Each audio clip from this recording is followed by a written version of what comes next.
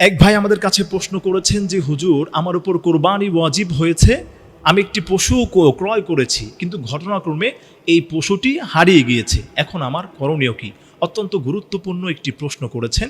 ওই ক্ষেত্রে যদি এমন হয় যে আপনি কোরবানির জন্য পশুটাকে ক্রয় করেছেন এবং আপনার এই পশুটি হারিয়ে গিয়েছে, ওই ক্ষেত্রে যদি আপনি সামর্থ্যবান হন, যদি আপনার তাওফিক থাকে, তাহলে আপনি আরও একটি পশু ক্রয় করবেন। এবং ওই সমস্ত ব্যক্তির জন্য পশু ক্রয় করা জরুরি নয়, যেমন ধরেন কোনো ব্যক্তি তার উপর কোরবানি ওয়াজিব নয়, কিন্তু সে আবেগে দেখা যায় একটি কোরবানির পশু সে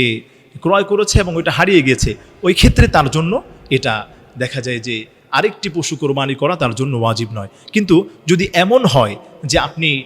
কোরবানি যেই পশুটা আপনি ক্রয় করেছিলেন সেই পশুটি হারিয়ে যাওয়ার পরে আপনি আবার একটি পশু আপনি ফিরে পেয়েছেন, কিন্তু দেখা যায় হারিয়ে যাওয়ার পরেও আপনি একটি পশু ক্রয় করেছিলেন এবং কিছুদিন পরে দেখা যায় ওই হারিয়ে যাওয়াটা পশুটাও আপনি পেয়েছেন, এখন দুইটি পশু এখানে একত্রিত হয়েছে। এই ক্ষেত্রে যে ব্যক্তিটা ধনী, যার উপর কোরবানি ওয়াজিব ছিল,